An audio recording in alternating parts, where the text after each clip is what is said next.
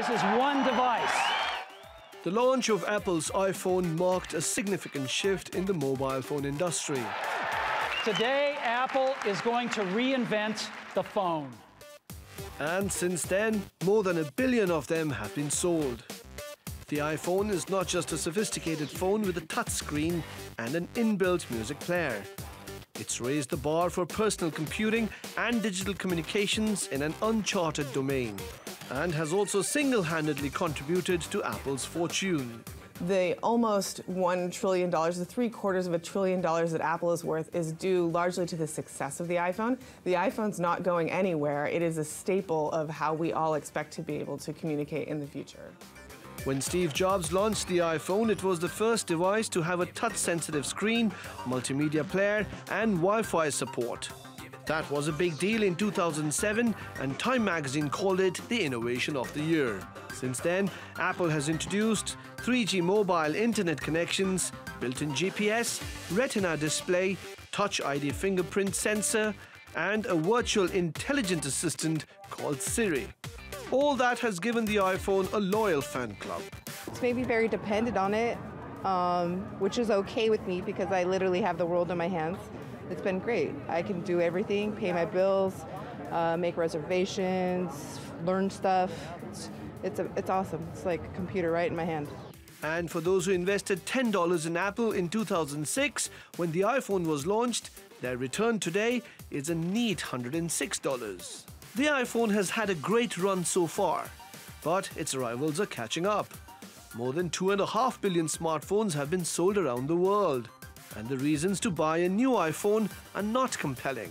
As the form factor kind of slows down a little bit in its evolution, there's nothing too revolutionary about what we can do with these rectangles that we carry around. The cameras have gotten better and better to the point that it's hard to best them. It's going to be hard for people to want to buy new iPhones if they're still happy with what they have. Apple also faces serious challenges in important markets such as China. But despite all the obstacles, Apple's CEO Tim Cook believes future models of the iPhone will have enough desired features to keep it going for another decade. And Sourav's with me now, but before we chat, Sourav, I want to have a quick look at what people on social media are saying about all this. It's a cause of great excitement, as you can imagine. Some are happy about the anniversary, some not so. I want to start with Wayne. He says he can only squeeze in... Sorry, I beg your pardon. Sorry, Jack Bradley. Let's start with Jack Bradley. He can't believe it's been 10 years since the launch of the iPhone. Happy birthday, iPhone.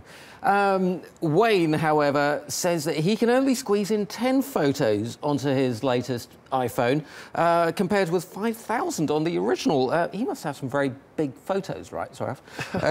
And Koa is a thing says, if my maths serves me correctly, since the release of the iPhone, I've gone through, well, and that very large number of charger cables.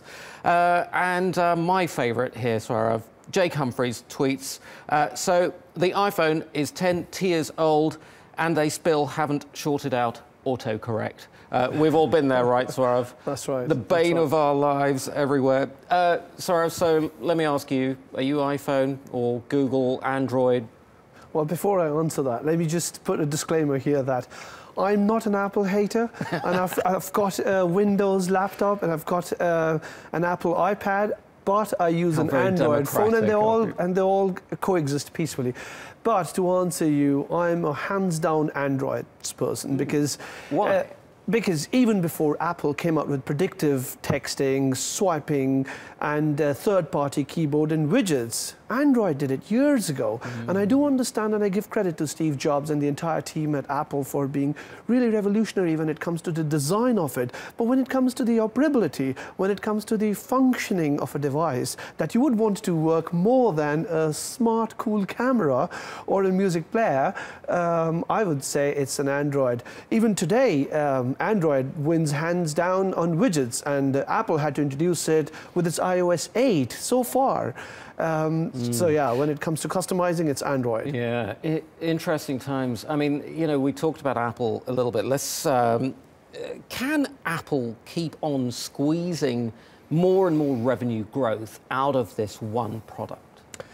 You mean it should always remain a good apple, never turn into a bad apple? Well, in that case, it is difficult for Apple to squeeze more out of the iPhone. I mean, they've already bested it. They've got a good form. They've got one of the best cameras in it. They've got really good 3G Wi-Fi now, 4.5G Wi-Fi in it as well.